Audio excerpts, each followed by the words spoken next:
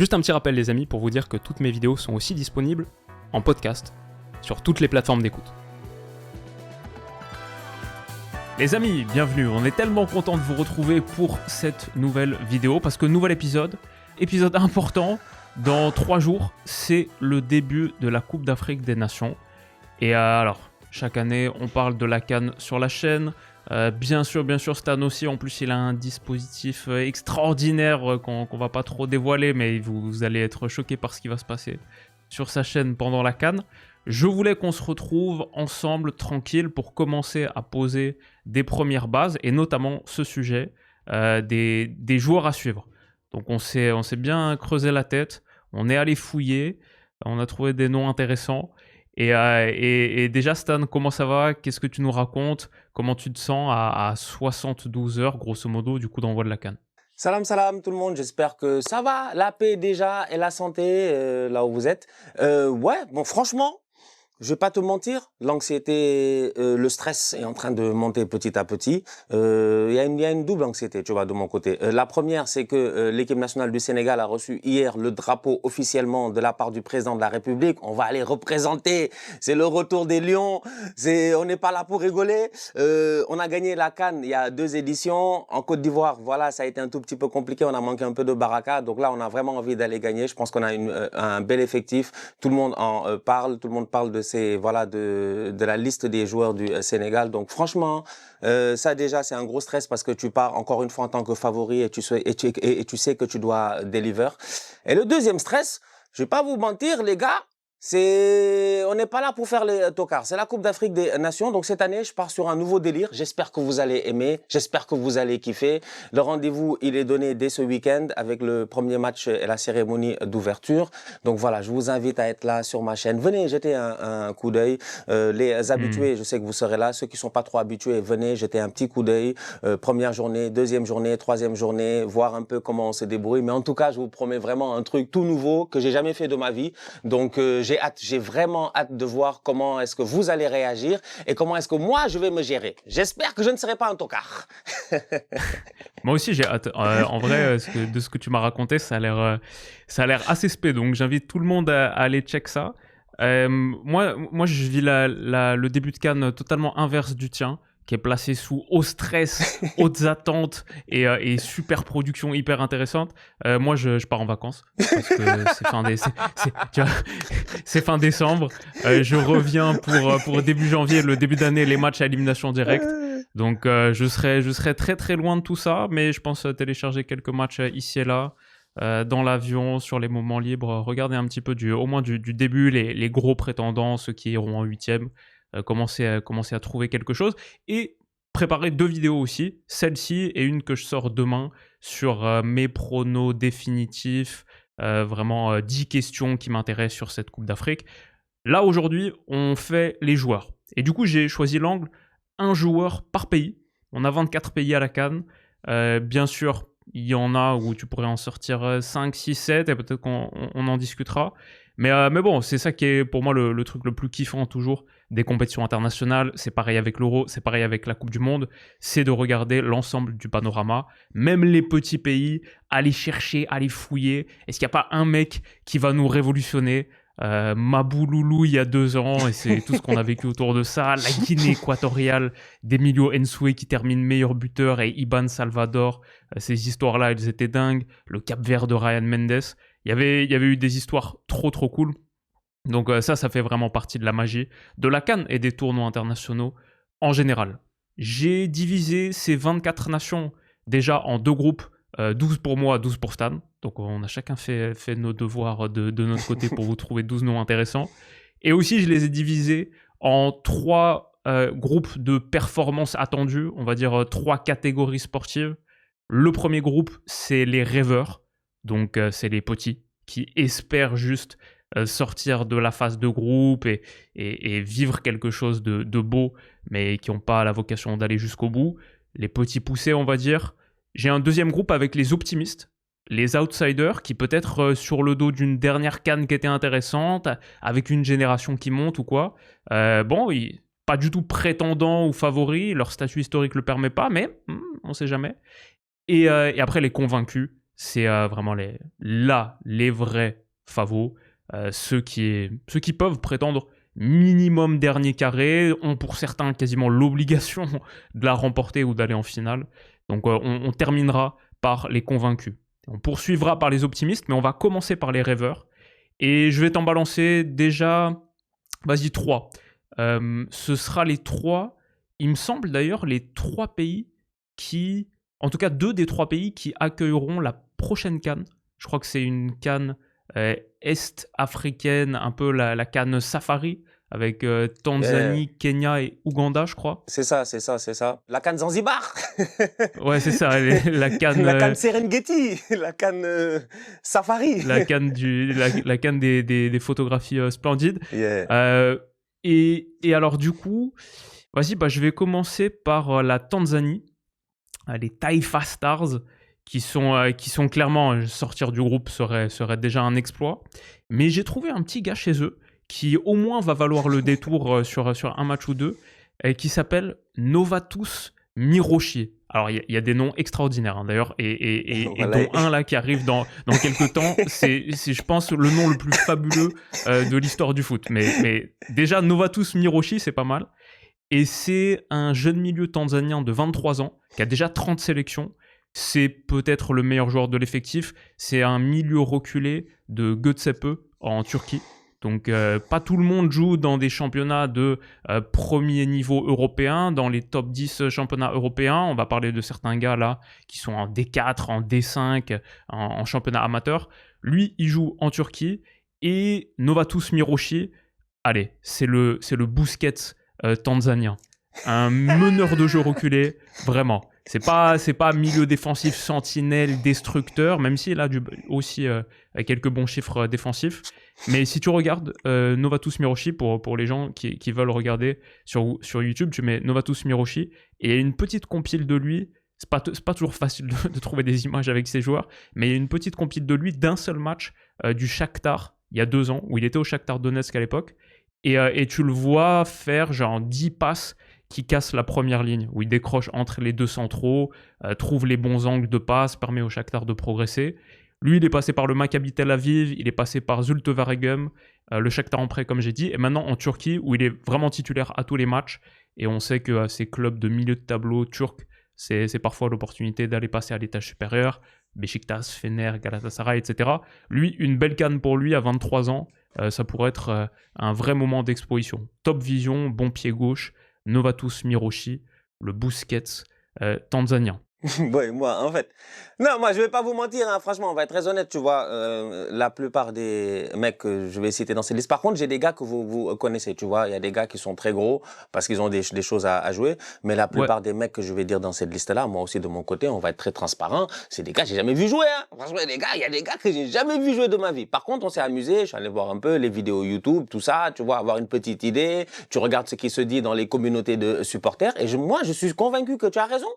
Peut-être ils ont peut-être un Busquets là-bas, ils ont un Rodri là-bas et on sait pas. Donc moi j'y crois. Attention à la Tanzanie, watch out. En plus c'est le profil de joueur là.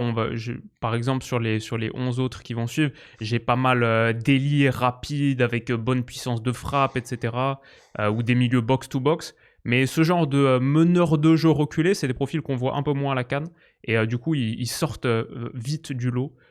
Quand ils émergent. Donc Novatus Miroshi, voilà, j'ai suffisamment parlé de lui, je pense. L'Ouganda, les grues de l'Ouganda, première CAN depuis 2017 pour eux. Comme on a dit, ils accueilleront celle de 2027, ils co-accueilleront celle de 2027. C'est clairement un petit pousset et ça n'a pas été évident de trouver un joueur chez eux. Mais il y a un ailier qui joue au Vardar Skopje en Macédoine du Nord, qui a 15 buts en 17 matchs là-bas, qui s'appelle Rogers Mato. Pied droit, pied gauche, il a les deux, et ça vraiment sur les highlights YouTube, il marque quasiment autant de buts pied droit que pied gauche, une vraie frappe de mule, ailier supersonique, de profondeur, et qui a 15 buts en 17 matchs cette saison. Il a d'ailleurs en qualif Coupe du Monde, là en septembre, contre le Mozambique, il y avait un match Ouganda-Mozambique, où il a claqué un doublé, donc il arrive chaud pour ce tournoi, normalement sera titulaire avec l'Ouganda. Voilà, Rogers Mato.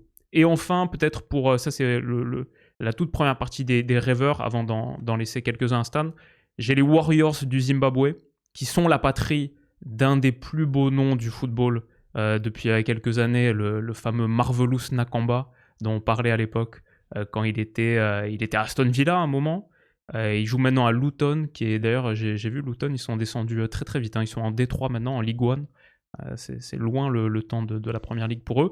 Mais c'est pas Marvelous Nakamba que j'ai cité, c'était assez facile en vrai pour le Zimbabwe. Il y a un nom qui est en train d'éclater un peu là-bas. Il s'appelle Tawanda Maswanhize. C'est un ailier de Motherwell, donc en Écosse, qui a été élu joueur du mois de novembre en Écosse, tout récemment, qui est le co-meilleur buteur du championnat écossais. L'ailier donc du Zimbabwe, Tawanda Maswanhize, pour le coup, pour être une des petites révélations de la CAN, vu qu'il est vraiment en train d'exploser dans un championnat européen, là, en tant que co-meilleur buteur. Il est né à Harare, mais c'est le fils du sprinter international zimbabwéen, apparemment, Jeffrey Maswanhize. Il était au centre de formation de Leicester, donc quand tu l'entends parler, là, dans ses interviews avec Motherwell, il a clairement un accent anglais, il pourrait être type binational, mais né vraiment à Harare. Donc ouais, Maswanhize, déjà en Écosse, tout le monde est en train d'en parler. Donc à la CAN, ça pourrait être un petit nom. S'il met 1 but, 2 buts sur des actions intéressantes, on pourrait en entendre encore plus parler. Pouf! Franchement, hâte de voir. Ça t'a plu pour l'instant, Roger Smato, Novatus Miroshi et Tawanda Maswanhize? Mon gars, moi, je vais aller directement avec... Oui, bonne chance à ces gars-là. Ils ont intérêt à se gérer. Parce que tu vois, le truc, c'est que, vu que tu as parlé, je sais que si un de ces gars-là fait une top performance, il va trender sur Twitter. Moi, je connais les... Ah bah c'est le but, hein, mec, c'est le but. Gars, je connais les gars, ils vont dire, ouais, Willou, Nostradamus, le hipster du foot, a encore vu dans le futur. Ah là, on place des petits paris, hein, on place des petites pièces. C'est comme la roulette, tu vois. Je mets une petite pièce sur le numéro 24, une petite pièce sur le numéro 18, une pièce sur le numéro 7 et on espère toucher le gros lot. Et avec notamment peut-être Tawanda Maswanhize. Du coup, moi, je vais aller du côté des Comores. Les Comores avec un joueur... Les Comores, quand même, une nation très intéressante. Hein, une nation très, très intéressante. Je me rappelle, il y a 2 Coupes d'Afrique, quand on était au Cameroun, ils nous ont tous surpris. On s'attendait pas à ce que les Comores soient une équipe, j'ai envie de dire, aussi convaincante, aussi solide, aussi collective, en fait, tu vois. C'était vraiment un vrai collectif. Malheureusement pour eux, ils sont tombés face au Cameroun, je pense en quart de finale, il me semble, ou en 8e de finale, je me rappelle plus trop. Ils sont tombés face au Cameroun, pays organisateur, et ils avaient ils avaient leurs 2 gardiens qui étaient tombés sous Covid. C'était la CAN 2021 qui s'est passée en 2022. À cause du Covid. Et c'est là où on avait eu Aladur, je pense, il s'appelait Aladur. Un genre de latéral, là. Le frérot, il faisait 1m65, je sais pas. Bon, je caricature, hein, je rigole, il avait l'air petit dans les buts. Et il avait fait un match pendant 90 minutes, mais vraiment, tu sentais que c'était un joueur de champ. Le gars ne plongeait pas, il arrêtait le ballon qu'avec le pied. On dirait si moi, on m'avait mis dans les buts. Et les Comores avaient failli gagner ce match-là. On va même pas rigoler, les Comores avaient failli gagner ce match-là avec un gardien de but qui n'était pas vraiment un gardien de but. Ils prennent un but où tu sens que s'il y avait un vrai gardien à ce but-là, il serait pas rentré. Mais ils avaient vraiment sorti une belle performance. Donc, les chouchous du Comore, j'ai hâte de les revoir cette saison et dans cette Coupe d'Afrique. Maintenant, trouver dans les 23 Comoriens un boy qui soit pertinent, je pense qu'il y en a un, il s'appelle Rafiki Saïd. Moi, c'est lui que je choisis dans cette équipe-là. J'ai hâte de voir. Personnellement, je connais pas, deeply Rafiki Saïd. J'ai pas l'opportunité de le voir. Cependant, de ce que j'ai vu sur les vidéos et tout cela, c'est un joueur quand même vif, virevoltant. C'est un ailier rapide, capable de déstabiliser. Il me donne des vibes un peu à la, je sais pas si vous vous rappelez du Burkinabé là, Jonathan Pitropa. Genre, tu sais, ce genre de joueur là qui a l'air frêle, mais qui va vite, en fait, tu vois. Vraiment un bon jeu de rein. Il est au Standard de Liège, ou au Standard Liège. Je sais pas si on dit Standard Liège ou Standard de Liège. Excusez-moi, en tout cas, il est au Standard. Et il fait une belle saison. Franchement, il fait pour le moment une saison, voilà, relativement correcte. 3 buts, 2 passes décisives. Et voilà, moi je pense qu'il va falloir garder un œil sur lui.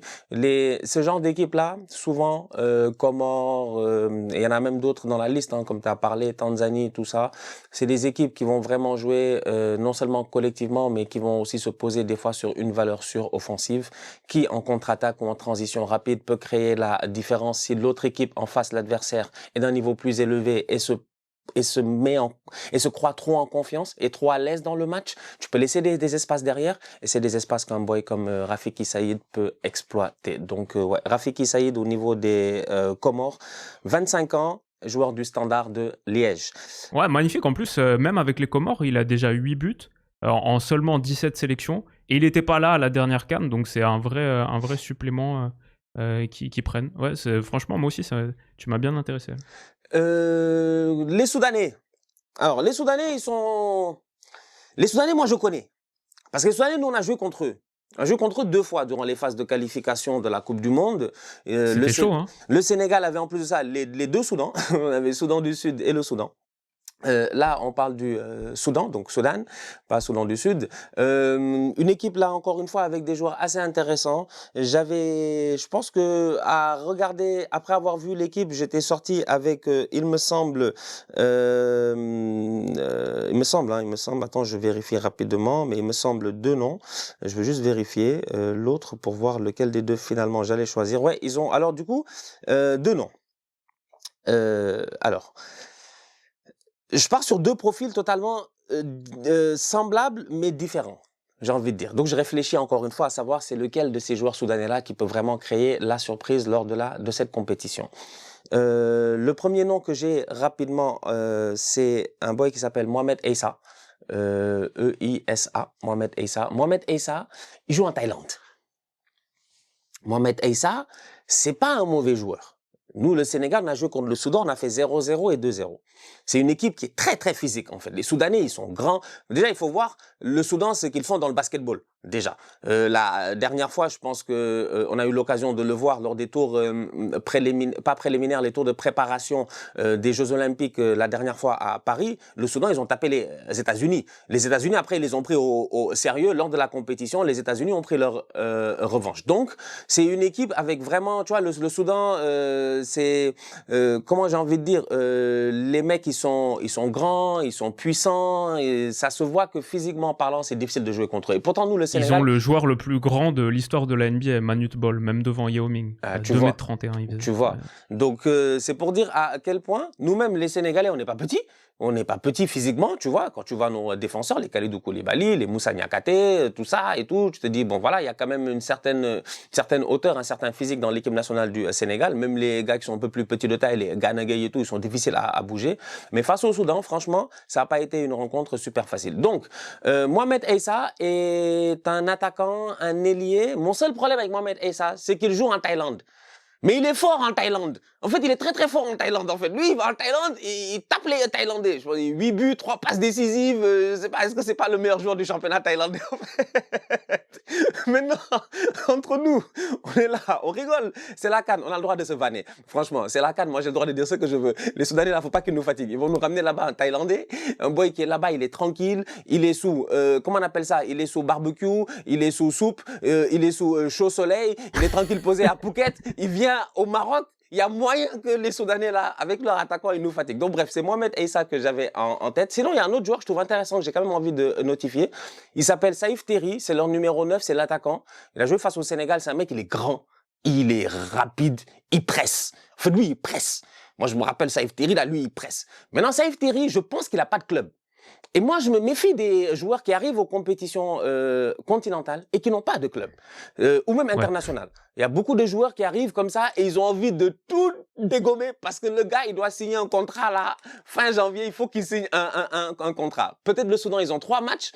Peut-être pas plus, peut-être ils ont 3 matchs pour essayer de se montrer eux tous et d'essayer d'aller chercher peut-être de meilleurs clubs et tout, parce que la plupart des joueurs jouent dans des championnats locaux, soit dans leur pays, soit dans les pays limitrophes. Donc t'as pas vraiment, j'ai envie de dire, t'as pas vraiment de grandes superstars, t'as pas vraiment de mecs qui évoluent dans des grands clubs. Mais ouais, c'est ces 2 mecs-là que j'avais en tête un tout petit peu, si je peux tricher à la règle du 1 joueur par pays. Mais ouais, Mohamed Issa, le Thaïlandais, attention à lui. Et puis Saïf Terry, le free agent. L'homme sans club. Bah, franchement, sur le Soudan, pour le coup, tu as fait du vrai scouting. Tu les as vus en direct Ouais, j'ai 2 eu fois. l'occasion de les voir, j'ai eu la Et chance. donc, il y a des gars qui t'ont réellement tapé dans l'œil. Donc, c'est un avis expert. J'ai rien à ajouter sur le Soudan. Je dirais juste sur les Comores. Je vois aussi qu'ils ont un latéral gauche, Ismaël Boura, qui est en train de faire une bonne saison à 3 en Ligue 2. Et ton Rafiki Saïd, il vient de 3 aussi à la base, avant le Standard. Donc la filière comorienne de l'Estac dans l'Aube. Apparemment, aussi un petit truc à surveiller à la CAN. S'il y a des Troyens qui nous écoutent, je voulais mentionner votre Ismaël Boura. Et on va saluer aussi un autre joueur quand même, vite fait, parce que c'est les sélections qu'on connaît moins, mais en regardant, moi aussi j'ai trouvé là-bas un genre de milieu défensif, je sais pas si je dirais un Bousquet, mais bon voilà, un boy milieu défensif assez intéressant et tout, il s'appelle Youssouf Zaïdou, faudra garder un œil sur lui aussi au milieu de terrain, c'est un de leurs meilleurs joueurs au milieu de terrain. En fait, quand Zaïdou est là, j'ai l'impression que l'équipe n'est pas la même. Quand tu regardes les chiffres avec Zaïdou et sans Zaïdou, tu sens que vraiment le gars est carbure. Et il me semble, ouais. Donc j'ai hâte de voir. J'ai vraiment hâte de voir ce que Moi, ça je me souviens de lui en Ligue 1, il était à Saint-Étienne. À l'époque où Saint-Étienne avait fait un super début de saison, je pense 2021-2022, un truc comme ça, peut-être 2021. Zaïdou Youssouf, c'était un de ces mecs formés à Bordeaux, je crois. Et ouais. Donc ça c'est pour les Comores. Je vais continuer avec dans mon groupe des rêveurs où j'ai 4 équipes encore. C'est Mozambique, Botswana, Zambie et Guinée équatoriale. Et ça me permettra de boucler ce groupe des rêveurs les petits poussets. Le Mozambique, les Mambas. Je savais pas qu'ils s'appelaient comme ça d'ailleurs. Stylé. Les Mambas, ils ont jamais atteint la phase finale, mais ils ont un espoir ultime. C'est pour le coup, ils ont un vrai top joueur. C'est Jenny Katamo du Sporting. C'est très facile à trouver le joueur à suivre du Mozambique parce que 24 ans, ailier titulaire au Sporting, porte le numéro 10 au Sporting. C'est un joueur Ligue des Champions qui a marqué contre l'OM, qui a fait 80 minutes l'autre jour à l'Allianz Arena contre le Bayern. Le Sporting est 2e au Portugal et Jenny Katamo, je sais pas si c'est peut-être pas le niveau de Giovanni Quenda ou les promesses de Giovanni Quenda, mais c'est très bon joueur du championnat portugais. Un gaucher percutant qui va apporter clairement, genre là de tous les joueurs qu'on a mentionnés, de toutes les équipes qu'on a mentionnées, Comores, Zimbabwe, Tanzanie, Ouganda. Là, on est sur le meilleur joueur offensif, sans doute de toutes ces nations confondues, avec Jenny Katamo, qui en plus voilà que 24 ans, donc peut continuer de se montrer. Ils ont Renildo aussi, donc ils ont quelques bons joueurs, le Mozambique, et ils sont jamais sortis des groupes, donc ce sera un beau challenge pour eux. La Zambie a pas passé le premier tour depuis 2012 où ils avaient gagné la CAN, dans une des histoires les plus incroyables de cette compétition, la séance de tir au but contre la Côte d'Ivoire, Stopila Sunzu, avec le drame qu'ils avaient vécu, le crash d'avion quelques années plus tôt. J'ai fait une vidéo sur ça, vraiment il y a 6 ans, je pense, une des toutes premières vidéos de la chaîne sur ce match incroyable du football africain. La Zambie, depuis, n'a pas passé le premier tour. J'ai eu un petit peu du mal à trouver un joueur un joueur que je connais pas et là qui est en train de m'intéresser. En vrai, je suis retombé sur les 2 noms les plus connus peut-être de la Zambie.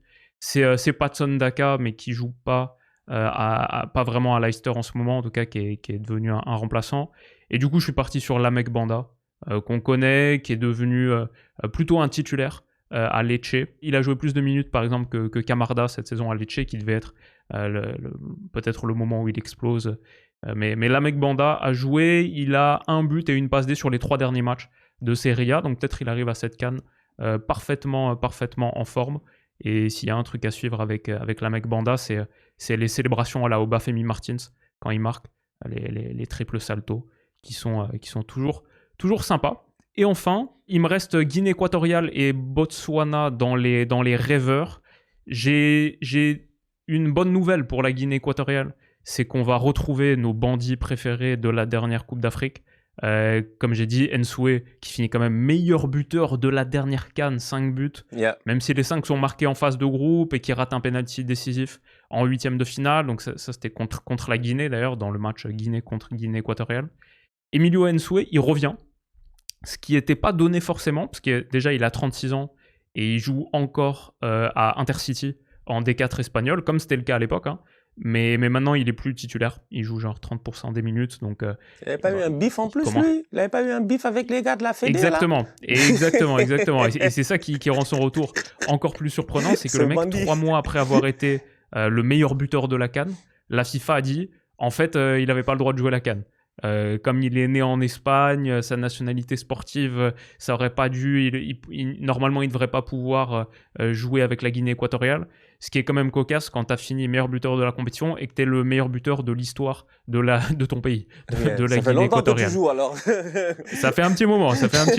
Mais la FIFA, récemment, cette année, là, en mars, est revenue sur cette décision et a dit « Ah non, finalement, si, ça va. » Donc il va pouvoir jouer à la CAN. On verra s'il sera titulaire.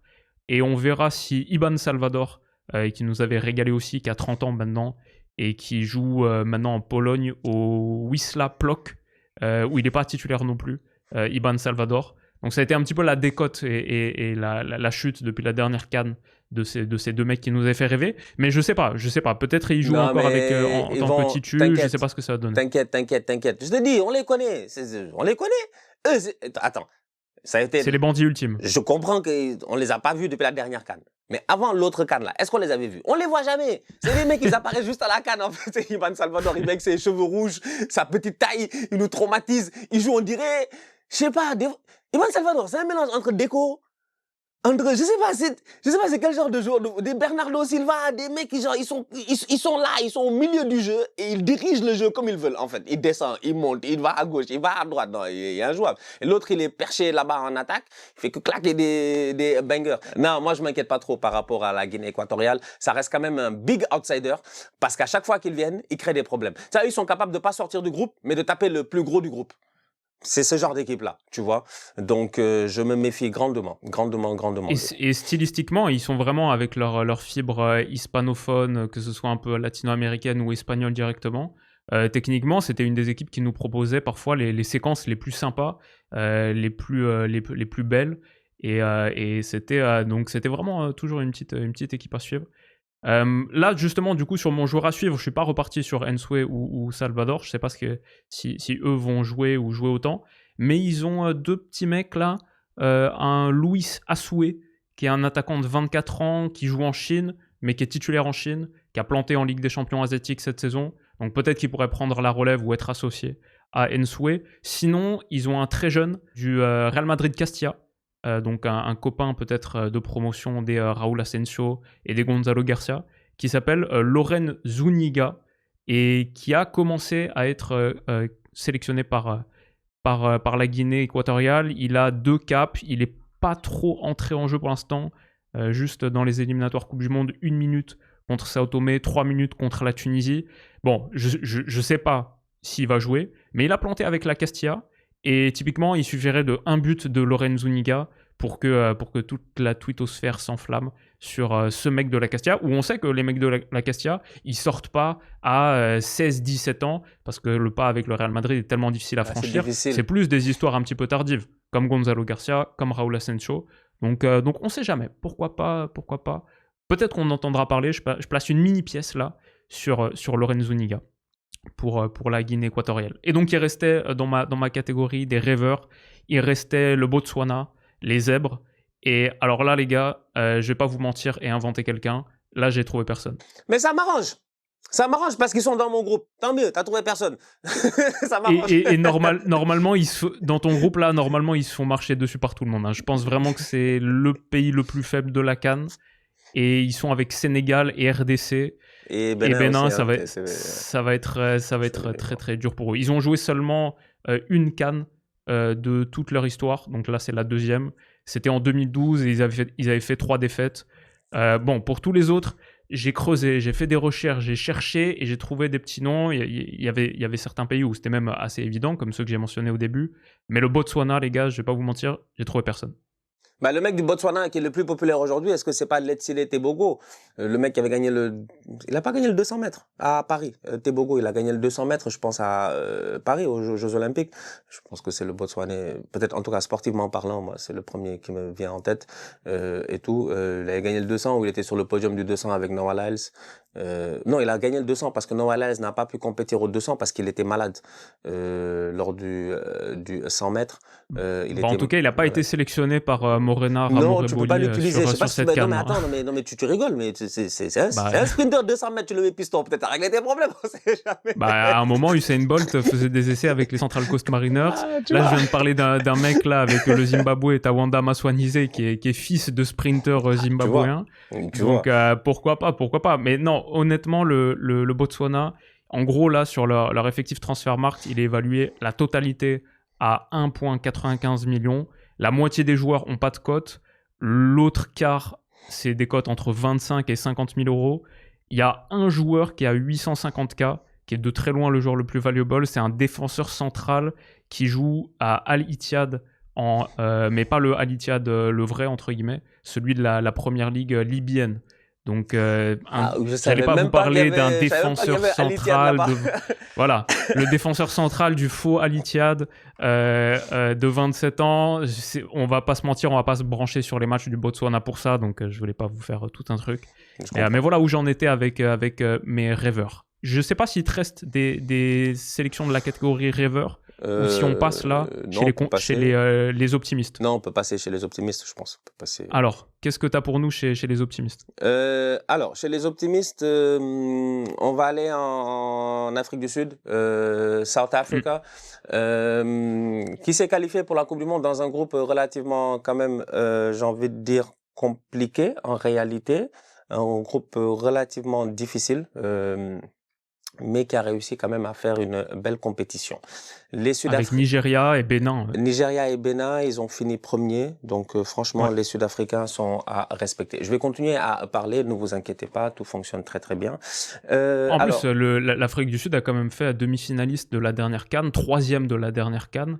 Avec un méga parcours avec leur gardien Ronwen Williams surtout, qui était dans l'équipe type. Est-ce que tu peux me rappeler même le nom du sélectionneur sud-africain? Ça pourrait être vachement utile. Hugo Bross. Alors, Hugo Bross est le mec qui a quand même gagné la Coupe d'Afrique 2017. Hein.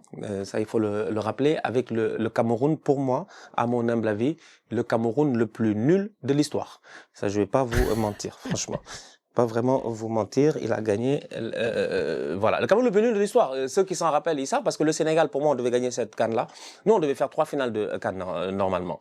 Donc, du coup, on tombe sur cette équipe de Hugo Bross-là, qui est un Cameroun qui n'est pas au top de sa forme, qui est pas très confiant, mais c'est là où ils sont le plus dangereux, les Camers d'habitude, c'est quand on les attend pas.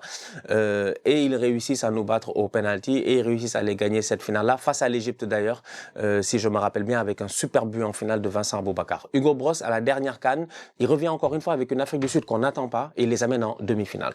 Donc Hugo Bross, moi je pense que la force de cette Afrique du Sud là aussi, c'est que la plupart des boys jouent dans un championnat local. Et le championnat local sud-africain, le championnat donc national sud-africain est extrêmement fort. C'est un championnat qui est très fort, ils ont énormément de moyens, ils ont des beaux stades, des belles infrastructures et ils sont capables de former des jeunes talents. Donc j'en arrive à la conclusion que techniquement parlant, en Afrique du Sud, il y a pas mal de joueurs intéressants. Il y a Mokoena au milieu de terrain, un leader, un boy dangereux. Ouais. Il y a Ronwen Williams aussi, dont j'aurais pu parler, que je m'attends vraiment à une grosse canne de sa part. C'était le meilleur gardien lors de la dernière Coupe d'Afrique des Nations. Il n'y a pas de raison qu'il soit pas capable de live up to the expectations encore une fois.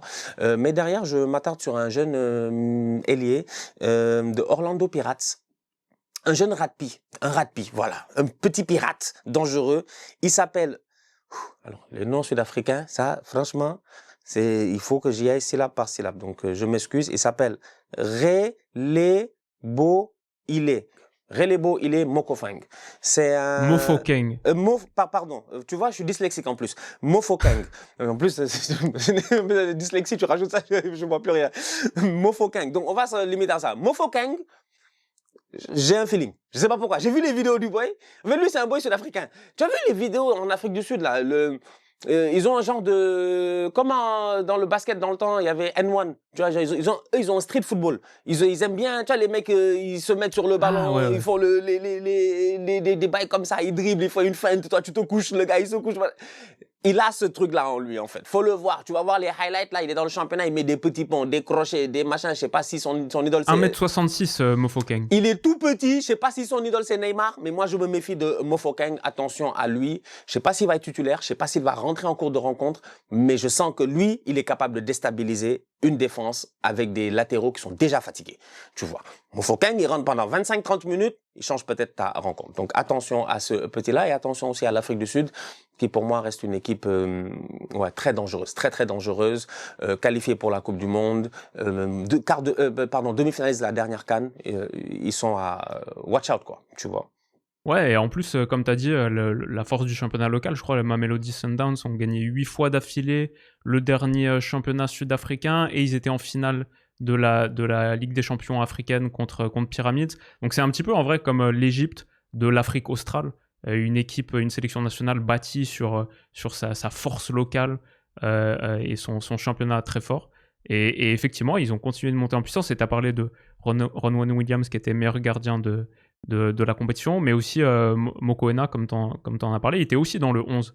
Le 11 de la compétition, il a fait un top tournoi. Attention à l'Afrique du Sud qu'on met dans optimiste, mais qui est pas loin de convaincu non plus, qui pourrait avoir son petit mot à dire. Yeah, qui a gagné des CAN en plus dans son histoire. Ouais, mais ça fait longtemps, en fait. Ça fait tellement longtemps. Ça fait un moment. Yeah, ça fait trop longtemps en fait. Les Bafana, il y avait un temps où moi j'étais petit, je me rappelle, on était comme on nous parlait d'eux, ils étaient très forts et tout.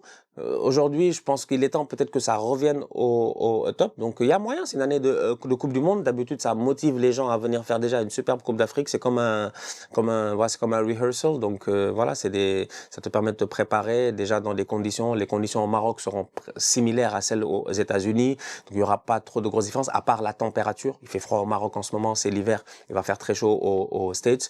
Mais globalement parlant, je pense que c'est une équipe qui peut nous surprendre, en tout cas au courant de cette année. Donc attention à mon boy Mofokeng. Franchement, j'ai vu le boy là, il est dangereux. Je sais pas pourquoi. Il a l'air méchant. En fait, lui, tout petit là, il va très vite. Watch out. On va aller du côté, on va aller du côté du Bénin.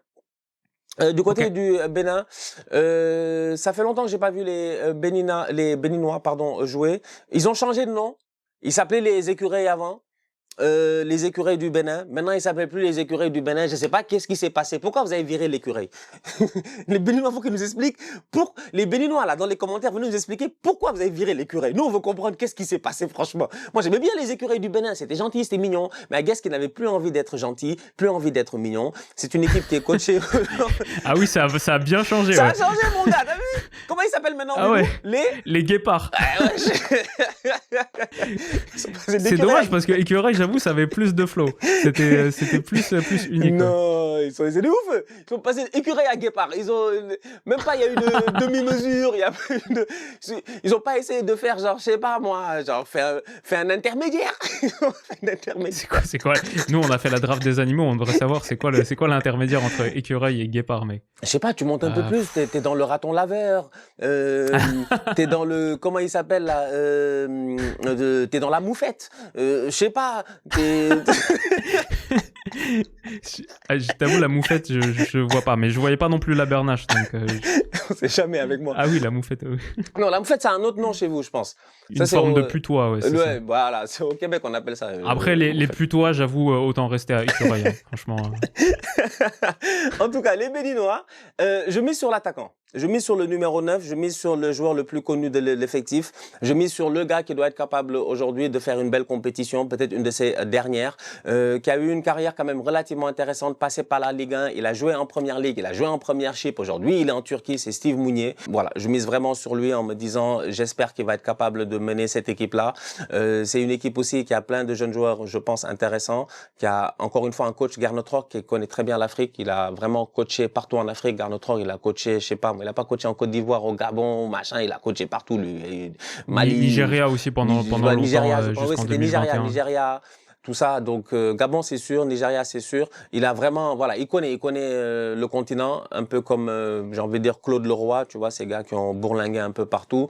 Et derrière, je pense qu'il peut créer la surprise parce que à un changement de règle pour les qualifications de Coupe du Monde à cause d'une équipe qui n'a pas terminé les qualifications. Le Bénin, peut-être, ils sont en play-off parce qu'ils sont à 1 point, je pense, du Nigeria et comment on appelle ça, et de l'Afrique du Sud, dans un groupe extrêmement difficile. Et les Béninois ont vraiment fait un très beau parcours de compétition. Ils auraient pu se qualifier pour les barrages. Malheureusement, ça n'a pas été le cas. Donc, je pense qu'ils auront à cœur de se rattraper et je pense que ça passera à travers leur attaquant, Steve Mounier, qui, j'espère, nous fera pas trop de mal parce que le Bénin est dans le même groupe que le Sénégal. Sur les optimistes, moi, j'ai que deux nations avant de passer aux convaincus. Et c'est 2 nations qui me régalent. C'est 2 nations qui te régalent. Lesquelles? D'abord, l'Angola. Ouais. L'Angola, j'avais hâte d'en parler parce que ça fait partie de mes meilleurs souvenirs de la dernière CAN. Je vais pas te mentir, quand je ferme les yeux et que je pense à la dernière CAN, juste avant les buts ibrahimoviciens de Sébastien Haller en demi-finale et en finale, j'ai Mabouloulou direct. Le train de la hype Mabouloulou était fou dingue. Et j'ai revu ces buts là du coup sur la compète, notamment celui en 8e de finale contre la Namibie, l'enroulé, au bout là. d'une transition, l'enroulé qui même, et tu te demandes encore physiquement comment c'est possible de mettre un enroulé comme ça au bout d'une longue course. C'était vraiment spectaculaire comme but. Et puis les célébrations à la Bafé Gomis. Même l'autre jour, j'ai vu que c'était un match, je pense que c'était il y a quelques semaines, un match amical. Il a marqué le but du 3-2. Il n'était pas titulaire, mais il est entré en cours de jeu. Il a marqué le but du 3-2 sur une tête. C'était contre la Zambie. Et a fait la célébration encore, la célébration panthère. Les antilopes noires de l'Angola, elles me régalent parce qu'il y avait lui, il y avait Gelson Dalla aussi qui avait fini avec 4 buts. C'était vraiment une très très belle paire. Mais du coup, j'ai eu envie d'innover un peu. On verra si on revoit du top Mabouloulou sur cette CAN. Mais un peu comme Novatus Miroshi en Tanzanie, les Angolais, ils ont aussi un milieu défensif de 23 ans qui joue en Turquie et qui est en train de tout éclater. Donc, hyper intéressant le profil.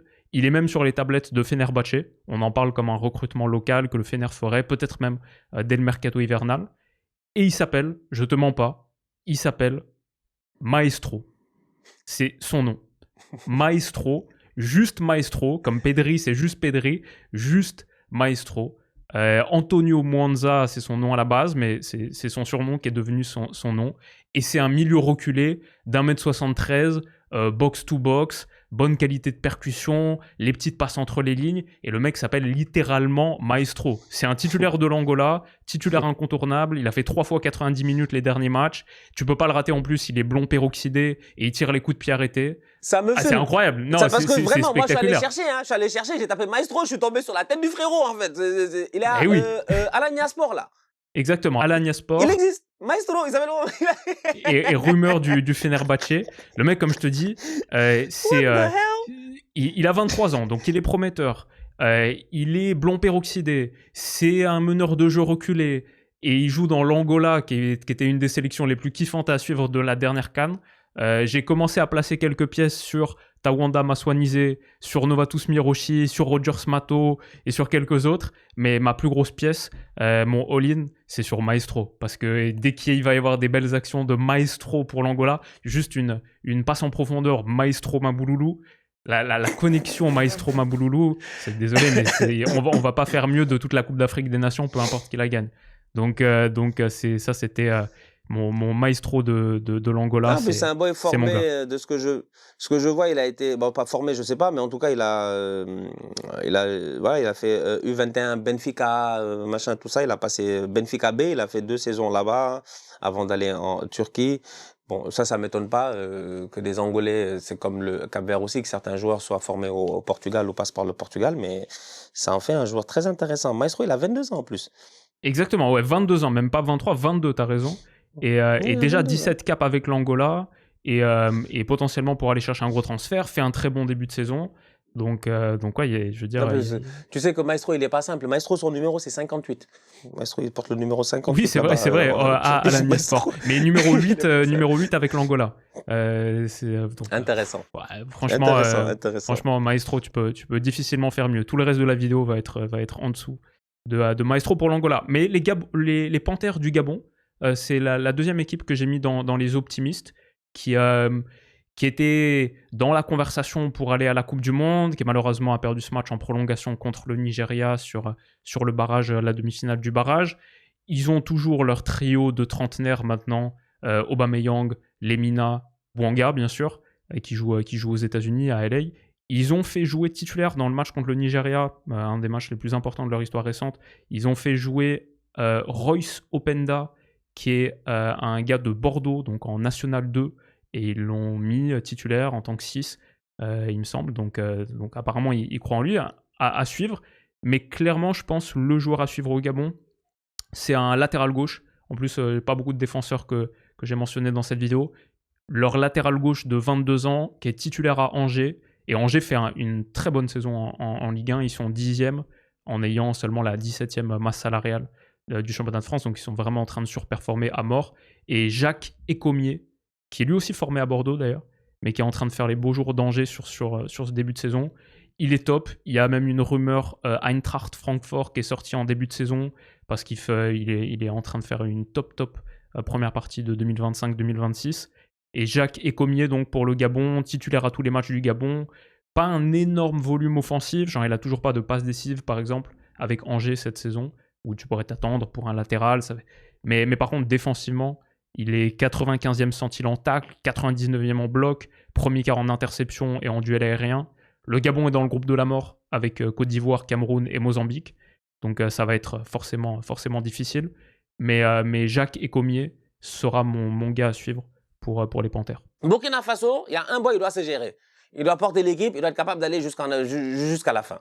Les Burkinabés ne peuvent pas, à chaque Coupe d'Afrique des Nations où ils arrivent, le meilleur joueur, c'est Bertrand Traoré. C'est pas possible. Franchement, ça suffit. On peut plus continuer comme ça. Même s'il est de retour à Sunderland et qu'il joue encore, moi je comprends pas ce mec-là. Ce mec-là, chaque CAN, je pense qu'il a 50 ans, mais chaque CAN, il est toujours là. C'est incroyable. Ça montre à quel point il a commencé super jeune aussi. Donc non, moi j'ai envie qu'au niveau du Burkina, je pense qu'il y a un boy qui doit se gérer. Il a fait une belle saison l'année passée en Première Ligue. Il a été au top. Cette année, il a été transféré. C'est dommage. Le club dans lequel il a été transféré, Brentford, ne fonctionne pas aussi bien qu'ils ont eu à fonctionner sous Thomas Frank. C'est normal. Il y a eu un changement de coach. C'est Dango Ouattara qui, pour moi, est un boy, voilà, il est versatile, il sait tout faire, c'est un buteur, c'est un finisseur, c'est un joueur, c'est un joueur technique, intelligent, bon positionnement. Franchement, ce qu'il a montré en Première Ligue, c'était top. Il n'y a pas grand-chose à dire. Il faisait du très bon boulot à Bournemouth. Ce transfert cet été, il a peut-être un peu ralenti, donc il n'a pas encore peut-être retrouvé son rythme de croisière, mais sa nouvelle équipe non plus.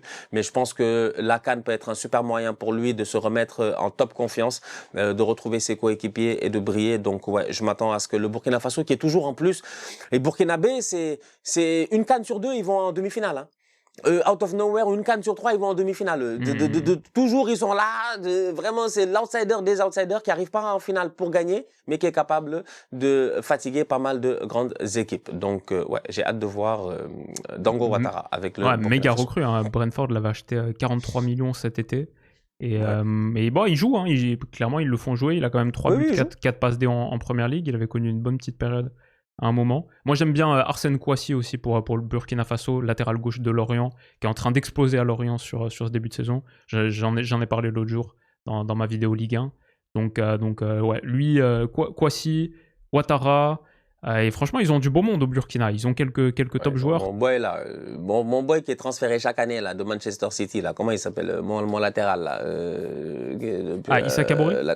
Issa Kaboré. Lui, Issa Kaboré, je pense qu'il appartient encore à City lui. Chaque année il bouge, il a fait l'automne. Maintenant il est à Wrexham. Il a Wrexham, Issa Kaboré, tu vois. Là, il passe sur HBO, je sais pas. Et Hervé Kofi aussi, le gardien, bien sûr, légende maintenant du Burkina, qui est en train de faire encore une fois une top saison à Angers, qui est, je pense, sur les post-shot expected goals, numéro 1 de tous les gardiens des 5 championnats majeurs. Donc, sur sa ligne, il rapporte chaque saison tellement de points. Hervé Kofi, justement, quand il y a eu tout le scandale autour de Nicolas Pepe et Alban Lafont, etc., Alban Lafont avait aucune garantie de jouer avec le Burkina parce que Hervé Kofi allait rester le titulaire. Peut-être aussi pour ça qu'il avait changé, en tout cas c'est ce qui ressortait à l'époque. Mais Hervé Kofi, toujours autant, 67 sélections avec le Burkina. Et toujours des grandes Coupes d'Afrique des Nations. Franchement, il n'y a pas une CAN où je ne l'ai pas vu briller. Il fait partie, j'ai envie de dire, de ces légendes-là un peu, tu vois, récentes de la CAN. Franchement, Hervé Kofi, c'est un très, très grand gardien de but. Très fort et un très bon meneur. Donc ouais, il va falloir que les Tapsoba, tout ça, que les gars se gèrent. Il y a moyen, attention. Attention à cette équipe, en tout cas, du Burkina Est-ce que tu as Faso. pour nous un peu de Tunisie et de Mali, peut-être? Ou tu les as mis même dans la catégorie au-dessus? Non, je peux te mettre Tunisie et Mali et ça va aller très vite. On va commencer par les Maliens. Mali a des joueurs assez intéressants avec des profils que Ouais, j'ai envie de voir, tu toujours. vois. Est-ce que Yves Bissouma va réussir à sortir de ces moments compliqués qu'il a eu à vivre à Tottenham, qu'il a eu à nous expliquer récemment? J'ai eu à voir dans les tabloïds anglais. Je pense qu'il a été victime d'un cambriolage. Il y a eu pas mal de choses qui sont passées d'un point de vue personnel. Bon, comme j'ai dit, je respecte beaucoup la santé mentale, donc on est là pour rigoler, pour se moquer des gars quand ils font des mauvais matchs et tout, mais ça c'est dans les conditions où on se dit qu'au moins mentalement et personnellement ça va, tu vois. Donc tu fais ton boulot, c'est le sport, il y a un gagnant, il y a un perdant. Maintenant, quand on rentre dans l'aspect vraiment personnel et que le gars te dit qu'il était en dépression, que c'était pas bien, qu'il n'était pas bien, là tu comprends ce qu'il a eu à vivre ces derniers temps et pourquoi il avait disparu des radars à Tottenham. Il est quand même sélectionné, c'est un grand joueur du Mali, c'est un top player, Yves Bissouma. Est-ce qu'il va réussir à relancer, j'ai envie de dire, sa saison là, dans cette Coupe d'Afrique? Je l'espère pour lui, mais bon, ça fait partie de ces profils-là que les gens connaissent et que j'aurais aimé, en tout cas, que j'ai hâte de voir à la CAN. Sinon, il y a votre boy de Ligue 1, là, Senayoko. Ah, j'ai cru que tu allais me parler de Mamadou Sangaré. Mais ouais, aussi. Non, non. Ouais, ils ont beaucoup de boys. C'est vrai, il y a Mamadou Sangaré qui est au milieu de terrain, non? Ouais, à Lens, qui est une des révélations du début de saison en Ligue 1. Ça l'envoie à Chelsea, United, Tottenham, etc. Ouais. Incroyable. Ils sont forts. Attention à un boy. C'est un attaquant, genre buteur, finisseur, bon flair, genre marmouche. Vitesse, percussion, dribble, genre Wilfried Zaha. C'est ça que en fait te disent les recruteurs. Il s'appelle Gawusu Diakité. Il joue aujourd'hui à Lausanne en prêt et il est en prêt en provenance de Salzbourg. C'est ça. De Salzbourg. 9 buts, 4 passes décisives cette saison pour le moment avec Lausanne. 4 buts, 4 passes décisives dans le championnat. C'est un boy qui est très très chaud. Franchement, j'ai vu les vidéos là. Quand tu vas voir les highlights, tu tapes son nom, ça te met que des titres genre c'est un baller, so talented, crazy Malian baller. Genre il y a que des délires. Je dis wesh. Je sais pas, les Autrichiens ils ont découvert un gars. Il y a une faille là il y a une faille dans ce spatio-temporel où il y a un Malien, il est sorti de nulle part. Je sais pas si Gouassou Diakité va venir nous traumatiser. Et quand tu parles aux Maliens, moi je suis allé voir sur les réseaux sociaux, je suis allé voir un peu ce que les gars disent de lui. Ils disent Gouassou Diakité là, c'est le super sub des super subs en fait. C'est le mec, il rentre, il change ta rencontre. Donc j'ai hâte de voir. Franchement, j'ai hâte de voir. Est-ce qu'il est aussi fort et aussi prometteur qu'il est en vidéo de ce que j'ai pu voir. Et voilà, donc 20 ans, très très jeune et certainement peut-être un des futurs, comme ils disent, ballers de cette équipe du Mali. Donc gardez un œil sur Gouassou Diakité. Ok, magnifique. L'Égypte non, pardon, la Tunisie. La Tunisie, alors il y a des boys intéressants, évidemment, il y a le boy Garbi, voilà, qui peut être pertinent et tout, mais va-t-il jouer ou pas? Il joue pas, en fait. Le problème, c'est qu'il joue pas, en fait. Donc, votre boy Garbi, là, moi, je comprends que tout le monde est bien excité par Ismaël Garbi, mais Ismaël Garbi, il faut le voir jouer, en fait, il faut qu'il joue. Ismaël Garbi, en club, ça joue pas. Même Coupe du Monde arabe, même quand ils l'ont appelé la dernière fois, là, Coupe arabe, pardon, je pense qu'il n'a pas eu énormément de temps de jeu. Donc, c'est un prospect très prometteur. En tout cas, j'ai hâte de voir. J'espère qu'il va pouvoir amener, voilà, son grain de sel dans cette équipe-là. Cependant, dans une équipe qui, depuis très longtemps, a eu comme leader Msakni, un grand joueur. Tu vois, Msakni, c'est le mec, ça me rappelle Tunisie-Nigeria de la dernière CAN, tu vois, genre 1-0. C'est Msakni, il a pris le ballon à un moment donné, il a décidé, il a dribblé 1, il va dribbler 2, il va frapper, le ballon, il va rentrer, tu vois. J'espère que cette CAN, il y a un boy qui va se révéler réellement. Je trouve que il a le pédigré pour pouvoir le faire. Maintenant, il faut transformer ce que tu as eu à apprendre au centre de formation, ce que tu as eu à faire et qui t'a permis d'avoir ce début de carrière-là. Il faut le transformer aussi en équipe nationale et être vraiment une plus-value solide. C'est Hannibal Mejri de Burnley, qui est passé par Manchester United, qui porte le numéro 10 en en équipe nationale de Tunisie. Il y a beaucoup de joueurs très intéressants dans cette équipe de Tunisie au milieu de terrain. Il y a des gars qui jouent la Ligue des Champions, des mecs qui ont joué contre le Barça là récemment en Ligue des Champions et tout. Donc il y a un très très bon niveau. La dernière fois ils ont joué face au Brésil, les Tunisiens ils auraient pu remporter cette rencontre là normalement. Malheureusement pour eux, j'ai envie de dire, il y a eu ce penalty là et même là on peut dire que bon c'était un peu sévère tout ça. Donc Donc bon, on va pas rentrer dans ce débat-là, mais la Tunisie a fait un bon match face au Brésil. Je pense que c'est le moment pour Hannibal de se révéler comme étant vraiment peut-être la star de cette équipe-là et de se gérer offensivement et tout. Donc je garde un œil sur Hannibal parce que je pense qu'il a beaucoup à jouer lors de cette prochaine Coupe d'Afrique et ça va aussi mettre le tempo pour la Coupe du Monde parce qu'il ne faut pas oublier que les Tunisiens sont aussi qualifiés pour le Mondial. Bien sûr. Il nous reste donc Égypte, Sénégal, Cameroun, Côte d'Ivoire, Maroc, Algérie et RDC. Les 7 qu'on met donc dans notre groupe des convaincus, je pense, des prétendants. Normalement, c'est des gars qui doivent essayer de gagner une CAN et on peut commencer, moi j'ai envie de te dire, l'Égypte, je regarde l'équipe, beaucoup de joueurs intéressants, mais moi il y en a un seul qui m'intéresse franchement, je suis désolé, le choix il est simple, c'est un tap-in, plat du pied, sécurité, c'est Mohamed Salah. Mohamed Salah doit gagner la CAN. Mohamed Salah a fait un spot la dernière fois, je sais pas, c'était un spot publicitaire, je pense que c'était avec ses filles. Porte une de ses filles sur son cou et puis il marche avec l'autre. Et je pense qu'elle montre le drapeau de l'Égypte. Elle lui dit, ouais, mais t'as tout gagné. Il dit, non, j'ai pas encore tout gagné. J'ai pas encore tout gagné parce que j'ai pas encore gagné avec l'Égypte. Ça, c'est un truc qui, Mohamed Salah, qui a réagi la dernière fois à Arne Slot par rapport juste au fait qu'il a été mis sur le banc 3 fois. Il l'a mis sur le banc 3 fois, il a pété un câble à Liverpool. Mohamed Salah, s'il finit sa carrière en étant une légende à Liverpool et que derrière, on lui rappelle que c'est un tocard en équipe nationale et qu'il a jamais rien gagné et qu'il n'est pas au niveau, j'ai envie de dire, des Mido, des Osam Hassan, des El Hadari, des Abou Traika, de cette génération-là qui a gagné 3 Coupes d'Afrique d'affilée, qui tous nous a traumatisés. Ils ont traumatisé Samuel Eto'o, ils ont traumatisé Didier Drogba, ils ont traumatisé tout le monde. Si Salah ne gagne pas une Coupe d'Afrique des Nations, il est foutu. Je suis désolé, franchement, il aura beau être pharaon, mais ce sera le premier pharaon qui n'est pas pharaon en Égypte. En plus, avec des moments... Enfin, des pénaltys ratés critiques, des finales. Non, c'est galère. Enfin, vraiment, c'est plus, c'est des histoires. Pour l'instant, c'est des fins, des conclusions dramatiques. Ça là. Ou des blessures. La dernière fois, il était blessé. La dernière fois, il s'est blessé.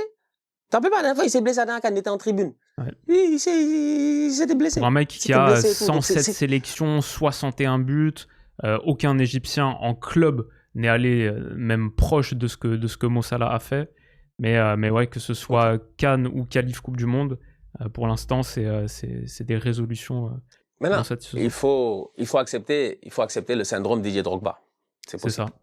C'est des choses qui arrivent dans le football. Tu peux tout gagner, sauf avec ton équipe nationale. Mais bon, all eyes on Mohamed Salah. Parce que c'est encore possible. C'est encore possible pour lui. Et en plus, je pense que même avant l'histoire avec Liverpool, ça aurait déjà été un des 3 joueurs à suivre de la CAN, parce que comme tu dis, il reste maintenant peu de cartouches, peu d'opportunités, déjà 33 ans. Et là, encore plus avec l'histoire avec Arne Slot et ce qui se passe du côté des Reds.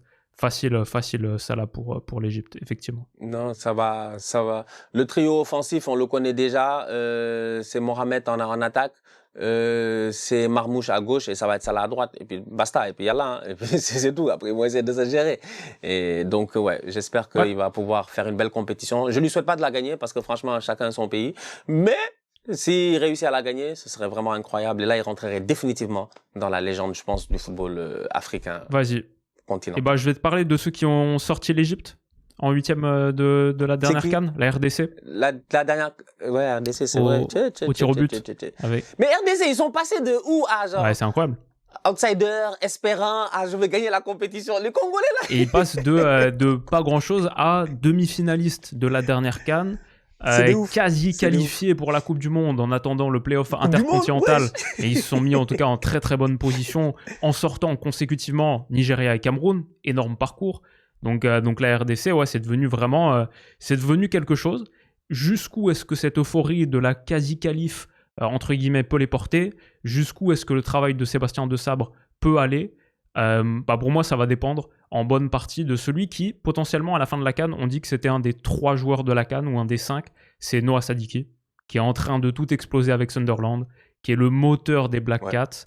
Et honnêtement, la RDC a toujours eu pas mal de force au milieu de terrain. La dernière CAN, un des joueurs de la compète, pour moi, c'était Moutou Sami au milieu, qui avait été immense. Là, tu ajoutes en plus Noah Sadiki. Ils ont aussi Muko du LOSC. Ils peuvent faire quelque chose de fort. Et lui, Sadiki, il a seulement 21 ans et c'est déjà un des top talents de Première Ligue, appelé à aller plus haut que Sunderland encore. Il est dans la lignée de ce qu'il avait fait avec l'Union Saint-Gilloise, où mes potes de l'Union en Belgique m'en parlaient déjà comme un vrai crack à suivre. Et ouais, franchement, Sadiki, ça peut être un des joueurs de la CAN. Ils ont aussi en RDC un gardien de 20 ans, Mathieu Epolo, du Standard, qui est très intéressant. Mais Mpassi, même s'il n'a pas joué la moindre minute avec le Havre, je crois, cette saison, bah, avec la RDC, il a tellement, que ce soit à la dernière CAN, en séance de tir au but, ou que ce soit là, sur le parcours de qualif pour la Coupe du Monde, il a tellement été héroïque que Mpassi, normalement, reste le gardien, et donc on ne voit pas de Epolo. Mais peut-être pour la suite, un petit gars à surveiller, mais en tout cas, actuellement, c'est Noah Sadiki. Et si je faisais juste un top 10 de la compétition, sans limite de pays, sans restriction de pays, je l'aurais mis dans le top 10. Voilà donc pour la RDC. Est-ce que tu veux nous faire le Nigeria rapidement ? Nigeria, je vais aller directement sur un boy ancien d'Arsenal, Iwobi. C'est le boy. Je sens la Coupe d'Afrique de Alex Iwobi. Je sens les masterclass de Alex. Parce qu'Alex Iwobi, il était jeune. On s'est pas trompé. Wenger se trompe rarement.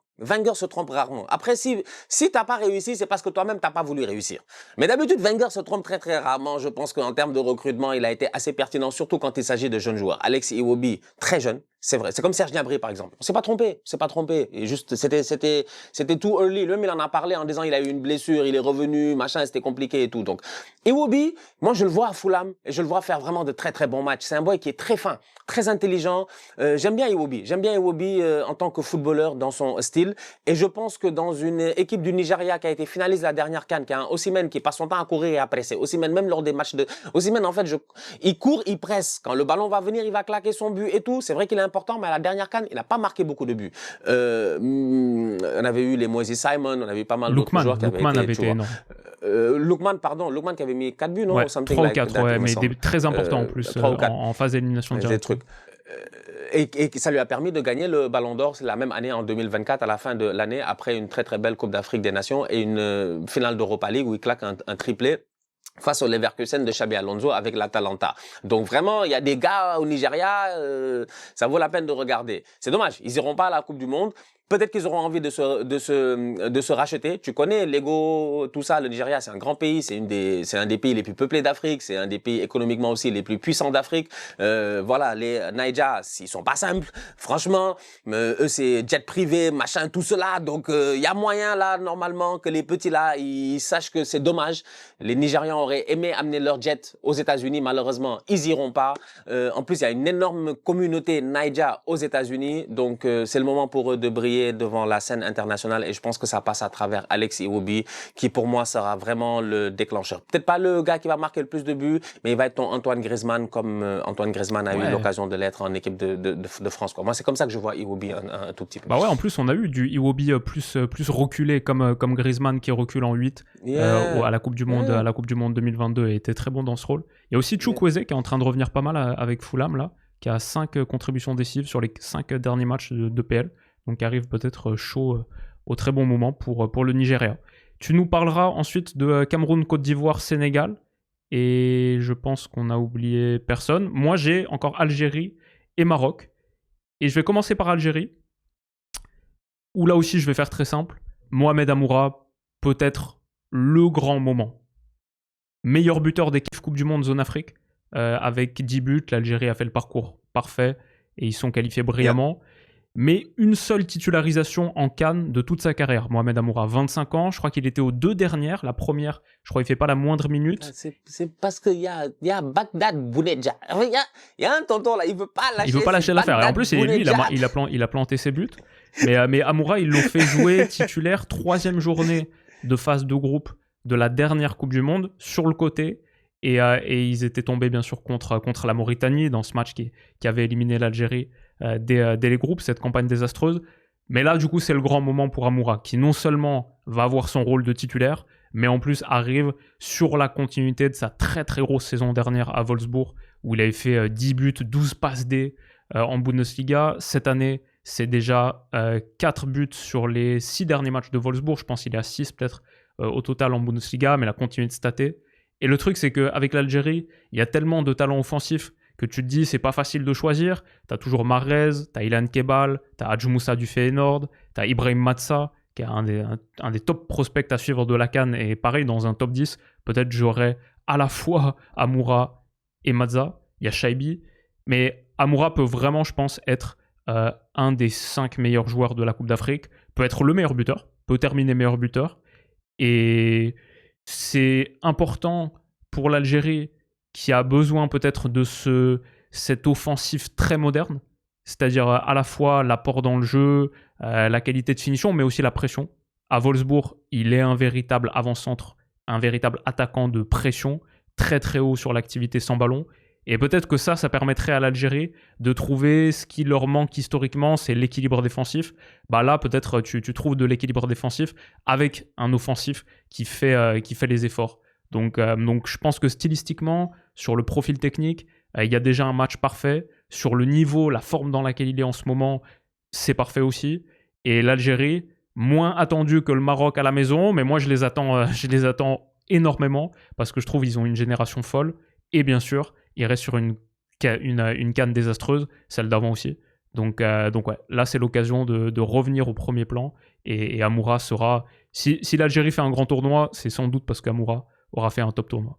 Est-ce que le changement va passer aussi par un Riyad Mahrez qui est sur le banc et qui ne va pas sortir après se fâcher comme la dernière CAN? Parce que la dernière CAN, je me rappelle, Mahrez est venu, il a fait la resta, il a fait des matchs de tocard, il a fait des matchs de nulard. Après, il sort en zone mixte pour venir dire que ouais, les gens sont je sais pas quoi. Je vois un peu de la déclaration qu'il avait faite, mais il avait pris cher sur les réseaux sociaux, Riyad Mahrez, ce jour-là. Donc, il a intérêt à se gérer. Peut-être c'est le moment aussi de laisser la place à la jeunesse. En tout cas, à suivre. Un autre pays dans lequel c'est le moment de laisser la place à la jeunesse, c'est le Sénégal. C'est là où moi, réellement, je me mets... dans mes questionnements en me disant, quand je pars sur le Sénégal, moi j'ai envie de dire le joueur à suivre, c'est Sadio Mané. Parce que Sadio est parti pour être titulaire. Sadio est parti pour être titulaire. Sadio va jouer. L'intensité que Sadio Mané met dans un match, le niveau que Sadio Mané peut réussir à atteindre dans un match, à son âge aujourd'hui, à ce stade-ci de sa carrière, tu vois, est très important et déteint automatiquement sur toute l'équipe nationale du Sénégal. C'est aussi simple que cela, en fait. Donc, du coup, pour moi, je veux que Sadio il me fasse la CAN. Parce qu'au Sénégal, je peux nommer 35 joueurs. C'est la CAN de Iliman Ndiaye. C'est Iliman Ndiaye, il fait une CAN comme Lookman. Il finit Ballon d'Or à la fin de la saison. Hein. Nous, on n'est pas là pour rigoler. Là. Nous, on a un Ballon d'Or contender africain là qu'on veut gagner le Ballon d'Or 2025. Les Ashraf, tout ça là, c'est bien gentil. On n'est pas là pour rigoler avec vous. On veut gagner la Coupe d'Afrique et placer notre Iliman comme étant futur Ballon d'Or. Parce que Iliman, il va arriver. C'est peut-être le joueur le plus skillful de la première ligue, le plus fort, le plus talentueux, le plus dribbleur avec Jérémy Doku. En fait, ce qu'ils arrivent à faire, c'est incroyable. L'un a la vitesse, l'autre ne l'a pas. L'autre, il a plus genre cette finesse-là, cette facilité, pied gauche à la Léo Messi. Je sais pas, si j'ai envie de m'enflammer. Donc, tu as envie de regarder un boy comme Iliman en te disant, ouais, c'est peut-être la star de cette équipe nationale du Sénégal en venant. Mais si tu regardes footballistiquement parlant, sachant que je pars avec un Sadio Mané titulaire, pour moi, c'est Sadio, en fait. C'est de la même manière que en fait, Sadio doit nous faire une CAN incroyable comme il l'a fait la dernière fois au Cameroun quand on a réussi à gagner ce trophée. Quand il marque ce but-là face au Cap-Vert en quart de finale, il me semble, alors qu'il a une commotion cérébrale et qu'il sort juste après, il vient de prendre un coup, il a tout ça, il va à l'hôpital après le match et tout, mais il revient pour la demi-finale, il marque face au Burkina Faso. C'est-à-dire que j'ai besoin que Sadio Mané, qui joue aujourd'hui en Arabie Saoudite, qui, on sait, ne s'assoira pas sur le banc, qu'il fasse la compétition du siècle, qu'il motive ses gars d'une manière incroyable, qu'il court, qu'il presse. S'il doit mourir sur le terrain, qu'il meure sur le terrain, en fait, tu vois. Parce que je sais que les 23 autres, ils seront prêts à mourir avec lui sur le terrain. Donc, pour moi, je pense que le Sénégal est considéré comme étant un favori, mais ça passe grandement à travers la compétition de Sadio Mané. Vous avez tellement de talent offensif, hein, parce que même l'arrivée du petit, non, on a trop de grands joueurs, le petit Ibrahim Mbaye, t'as parlé d'Iliman Ndiaye, Nico Jackson, Ismail Assar. On est méchants. Ouais, franchement, votre équipe, elle est effrayante. Hein. Je pense il n'y a pas beaucoup de faiblesses. Hein. Tout le monde est d'accord là-dessus. Hein. La liste des 23 du Sénégal, je pense que personne n'a discuté. Les gars, ils ont dit les 23 du Sénégal, ils ont dit c'est la meilleure liste. Nous-mêmes, on sait. On est conscient. Ça met beaucoup de pression sur l'équipe. Donc, et la pression, s'il y a un joueur qui va prendre toute cette pression-là et qui va recevoir le plus de critiques si l'équipe ne joue pas bien, c'est Sadio. Maintenant, la liste du Maroc est pas mal non plus. Et ce sera donc mon dernier convaincu. Tu peux pas faire plus convaincu que le Maroc, qui doit enfin aller gagner cette CAN au 21e siècle. Wilou, t'as vu les vannes là sur les réseaux, sur les Marocains? T'as pas vu? Les vannes, ils sont en train de vanner les Marocains. Il y a un mec la dernière fois, il a dit, ouais, il y a iShowSpeed, le streamer, qui doit aller au Maroc, tu vois. Ils ont dit, voilà le planning de sa journée. De 10h à 13h, il doit rencontrer je sais pas quel. De 13h à 13h01, il fait visite de la salle des trophées. De 13h01. Là, les Marocains, franchement, ils organisent, mais ils gagnent pas. Faut dire la vérité. On les respecte. C'est pas parce qu'ils ont fait demi-finale qu'on va pas leur dire la vérité. Là, on n'est plus à la Coupe du Monde, là. On est chez nous, en Afrique. C'est des tocards. Faut qu'ils se gèrent. Une Coupe d'Afrique des Nations en 1976 et pas en 1876 comme aurait dit Nicolas Pepe, mais en 1976, bah ouais, c'est 50 ans quoi. C'est il y a 49 ans. Ouais, c'est long. Ça fera 50 ans tout pile au moment de la finale, qui sera janvier 2026. Ouais. Donc ouais, c'est le grand moment. On est sur l'âge d'or du football marocain sans contestation possible. Depuis l'Académie Mohamed VI en 2009, là, qu'ils ont créé en 2009, le Clairefontaine marocain, bah, derrière, il y a eu au début des périodes difficiles, mais maintenant ils sont en train d'en récolter les fruits. La demi-finale de Coupe du Monde, bien sûr, mais aussi la Coupe du Monde U20 remportée l'autre jour, la Coupe d'Afrique des Nations U17 remportée l'autre jour. Ils gagnent tout. Ils arrivent en tant que favoris.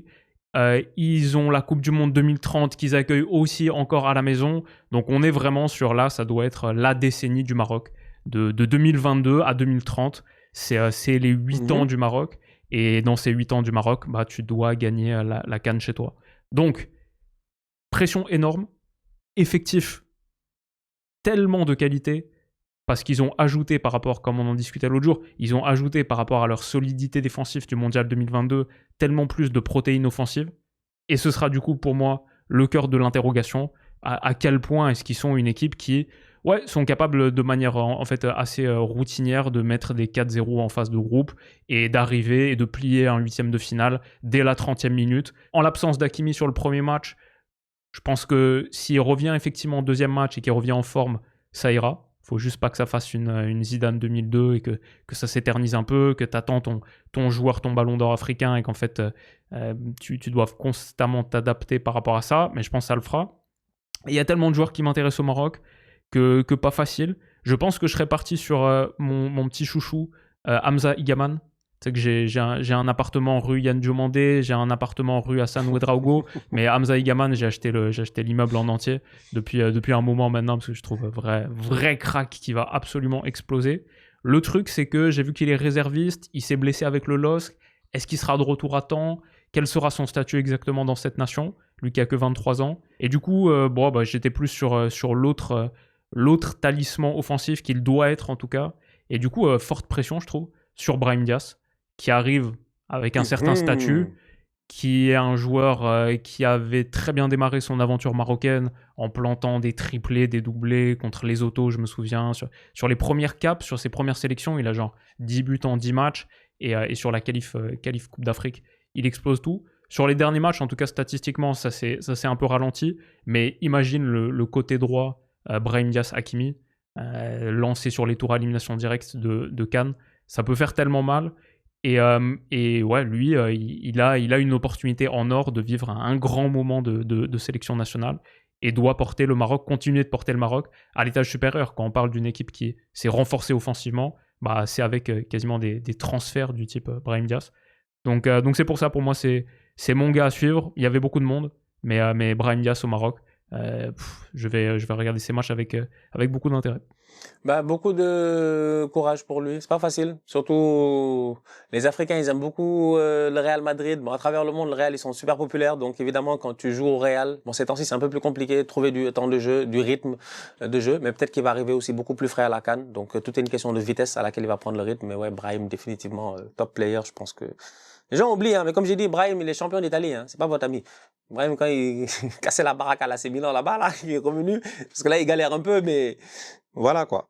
Alors, on va finir avec les deux derniers. On va aller au Cameroun. On va finir par le pays, le champion en titre à la fin. On va aller au Cameroun et moi au Cameroun, je vais aller directement sur le mec qui la dernière fois je l'ai vu jouer ce lundi. Il y avait match de Première Ligue. Manchester United a joué un match incroyable, mais sensationnel. Ça a fini 4-4 face à Bournemouth, pardon. 4-4. 2 coups francs marqués. Vraiment, moi j'ai vu le match. J'étais là, j'étais comme, mais c'est quoi ce match du lundi soir là? C'est vraiment le match, il est incroyable. Vraiment, 8 buts marqués. Et il y en a un qui était sur le terrain. Tu sentais que lui, il était déjà au Maroc. Vraiment, moi, je le connais. Je sais qu'il n'a pas donné ce qu'il avait à donner. C'est Bryan Mbeumo. Moi, je dis Bryan Mbeumo, top saison, top début de saison à Manchester United. Hein. Franchement, il est arrivé direct. Hop. Ces derniers temps, on a l'habitude à United, quand les gars arrivent, ils flopent. Les gros transferts à United, ils flopent. Historiquement, ces derniers temps, on va dire, tu vois. Ça a été assez compliqué d'avoir un gros transfert qui arrive et qui perce. Højlund en est la dernière preuve. Il est reparti au Napoli, en Italie, et là, ça va un peu mieux.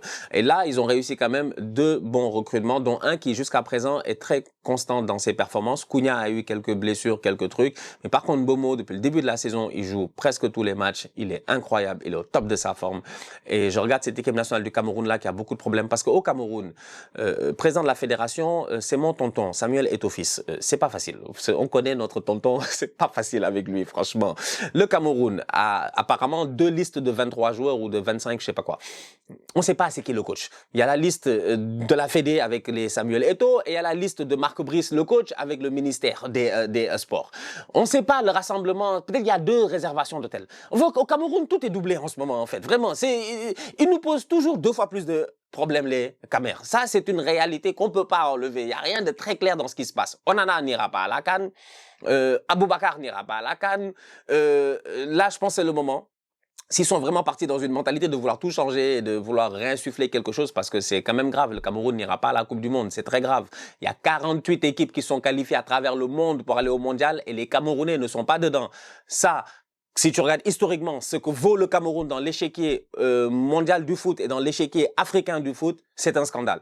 Donc ces derniers temps, c'est une équipe qui ne fonctionne pas bien, qui est un peu voilà dans le bordel, j'ai envie de dire politiquement. Donc j'ai hâte de voir comment Bryan Mbeumo va réussir, en tout cas offensivement, à être vraiment le fer de lance et à être le boy voilà ultra dangereux dans cette équipe-là qui, je pense, a besoin.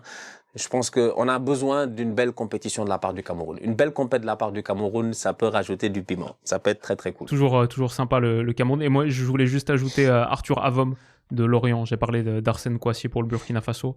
Mais Arthur Avom, pour ceux qui suivent un peu la Ligue 1 et ceux qui regardent un peu les tableaux stats, est en train d'exploser comme le milieu box-to-box complet qui sait absolument tout faire. Et il a commencé à jouer sur les éliminatoires Coupe du Monde en tant que titulaire avec le Cameroun. Donc ouais, lui, je garderai aussi un œil sur lui. C'est cool. Et on va finir avec la Côte d'Ivoire. Ouais. Va-t-il être capable de faire la CAN des CAN? C'est un boy qui, je pense, ne prend pas trop la pression. Il était là, il était parti, ça a été compliqué. On a dit qu'il avait des problèmes d'intégration. Jusqu'à la rumeur disait qu'il disait qu'il y avait trop d'huile que dans la nourriture. C'est pour ça que les gens disaient qu'il y avait une expression en Côte d'Ivoire où il disait qu'il a mis l'huile dans le, je sais pas, dans le plat de Wilfried Zaha et tout. Donc, ça va être compliqué pour Wilfried Zaha parce que les Ivoiriens, connaissant mes amis ivoiriens, c'est à double tranchant. C'est soit tu reviens, Nicolas Pepe, déjà, ça a fâché pas mal de gens. Donc là, il y aura beaucoup de regards sur Wilfried Zaha. Il est en MLS, il fait du bon boulot en MLS, il n'y a pas de problème. C'est un joueur qu'on connaît très bien, c'est un grand joueur. On peut pas dire que c'est un petit joueur, Wilfried Zaha. Il a raté pas mal de transferts qui auraient pu être possibles. Crystal Palace, Arsenal, Crystal Palace United, Crystal Palace, whatever it is, en Premier League. Aujourd'hui, il revient. Il n'était pas là la dernière CAN quand ils ont gagné. C'est pour dire. Il revient dans cette équipe-là. Moi, je garde un œil sur Wilfried. Franchement, je sais pas. Je comprends qu'il revient en MLS, il revient bien. Maintenant, va-t-il réussir à vraiment... Est-ce qu'ils vont réussir à trouver la symbiose, à l'intégrer, à pouvoir jouer avec lui, à le laisser aussi? Parce que Wilfried Zaha, c'est un fort caractère sur un terrain de football. C'est vraiment mon gros point d'interrogation, quoi, en fait. Et il faut comprendre que, pour moi, dans ma manière de voir les choses, la Côte d'Ivoire, beaucoup de gens les considèrent comme un favori, mais moi, je les considère pas forcément comme un favori. Mais ça, je vais en parler dans la vidéo qui s'en vient tout à l'heure. Mais ouais, un œil sur Wilfried Zaha, le comeback. La rédemption. J'ai aussi un œil sur Wilfried Zaha parce que j'espère qu'il jouera précisément 0 minutes pour laisser toute la place à Yann Diomandé. Ça, c'est encore plus intéressant avec son retour. C'est est-ce qu'il bloque un des top prospects du continent? Et Yann Diomandé, il est à un niveau où honnêtement, il pourrait être, pour le grand public, une des révélations de la Coupe d'Afrique et un mec qui prend 3 niveaux d'épaisseur supplémentaires sur cette compétition. Je suis en train de regarder là le profil Transfermarkt de Yann Diomandé et ils ont toujours une petite rubrique rumeurs de transfert. Mais par exemple, quand je te disais le mec qui est en train de performer en Turquie, mon Busquets tanzanien, ou peut-être c'était Maestro plutôt, et ça disait 60% de transfert à Fenerbahçe cet hiver, etc. Sur la rubrique club intéressé par Yann Diomandé, t'as Manchester City 17%, Chelsea, Liverpool 23%, Tottenham 32%, Arsenal 37%, Bayern 34%, Barcelone 16%. C'est normal que ça fasse pas 100% quand t'additionnes tout. Je sais pas quel indice de probabilité ils utilisent, mais t'as City, Chelsea, Liverpool, Tottenham, Arsenal, Bayern, Barça, Real, Atleti, PSG et United. Ça, c'est les clubs qui sont... T'as le top 8 européen, quoi. T'as le top 10. Les clubs qui sont intéressés par Yann Diomandé. Tout le monde qui a de l'argent, en fait. Tous les gros clubs qui ont de l'argent. Et le niveau de Yann Diomandé, pour ceux qui ont vu un petit peu Leipzig, c'est un truc de délire. Et même avec la Côte d'Ivoire, il est arrivé 4 sélections, déjà 2 buts. Et une des raisons pour lesquelles Simon Adingra, qui est quand même le MVP de la dernière finale, 2 passes décisives en finale de Cannes, fait un tournoi légendaire. Il n'est pas appelé. Il n'est pas appelé. Pourquoi ? Pas aussi parce qu'il y a Yann Diomandé. Donc, il n'y a pas de place. Donc ouais, ce sera une bataille intéressante entre une légende, Wilfried Zaha, et peut-être un des plus gros talents ivoiriens des dernières années, Yann Diomandé. Tu me dis 0 minutes. Zaha, c'est pas le genre de boy, il est venu pour jouer 0 minutes. Il n'a pas quitté les States pour venir pour jouer 0 minutes, tu vois. J'espère. Ça va être très intéressant. J'ai dit, je sais pas comment Emers Faye va se gérer tactiquement. Est-ce qu'il va réussir à faire jouer les deux? Est-ce qu'il y en a un qui va se décaler plus dans l'axe? Est-ce que whatever it is, mais interesting. Franchement, cette équipe de Côte d'Ivoire là, je garde un gros œil sur eux en fait, parce qu'ils sont champions en titre et les Ivoiriens s'attendent à faire sûrement, I guess, peut-être back-to-back, ou au moins à retourner dans le dernier carré. Donc à suivre. On a donc pour ta Côte d'Ivoire, pour la Côte d'Ivoire que tu avais dans tes 12 pays à préparer, tu m'as dit Wilfried Zaha, pour le Cameroun, Brian Mbeumo, pour le Soudan, Mo Eissa, pour le Burkina Faso, Dango Ouattara, pour le Sénégal, Sadio Mané finalement tu as choisi, pour le Bénin, Steve Mounier, pour la Tunisie, Hannibal, pour le Nigeria, tu m'as parlé de... C'était qui pour le Nigeria déjà ? Iwobi. Alex Iwobi. Pour l'Afrique du Sud, Relebohile Mofokeng. Pour l'Égypte, Mossala. Pour les Comores, Rafiki Saïd. Et pour le Mali, Gaoussou Diakité. Personnellement, pour le Maroc, Brahim Diaz. Pour l'Algérie, Mohamed Amoura. Pour la RDC, Noah Sadiki. Pour le Gabon, Jacques Ecomier. Pour l'Angola, les Antilopes Noires de l'Angola, j'ai bien sûr l'immense Maestro qui va nous régaler. Pour le Botswana, j'ai personne. Désolé. Pour la Guinée équatoriale, j'ai Lorenzo Niga. Pour la Zambie, la Banda. Pour le Mozambique, Jenny Katamo. Pour l'Ouganda, Rogers Mato. Pour la Tanzanie, le Busquets tanzanien Novatus Miroshi. Et pour le Zimbabwe, le fils du sprinter, Tawanda Maswanize. Les amis, 1h30 pour 24 pays, 24 jours à suivre et quelques-uns en plus qui étaient en bonus. On espère que ça vous a plu. On a une très très grosse vidéo qui arrive maintenant sur la chaîne de Stan pour faire le power ranking de cette CAN, commencer à se projeter, les dimensions collectives, qui va la gagner, ce qui est une grosse question. Ça va être pas mal. Stan, un dernier mot ? Rendez-vous ce dimanche pour le début de la compétition, en tout cas sur ma chaîne. J'espère que vous serez là. Et puis voilà, nouveau contenu, nouveaux concepts, nouvelles idées. On essaie de se gérer. Donc j'ai hâte de vous voir. Ça va être le feu et ça va être une top CAN. Merci les gars. Je pense sur la chaîne, il va y avoir aussi une seconde vidéo qui va sortir, mais 10 questions pour cette Coupe d'Afrique des Nations. D'ici là, comme d'habitude, passez une très bonne soirée, une très bonne journée. Et on se dit à très vite. Prenez soin de vous les gars. Bisous.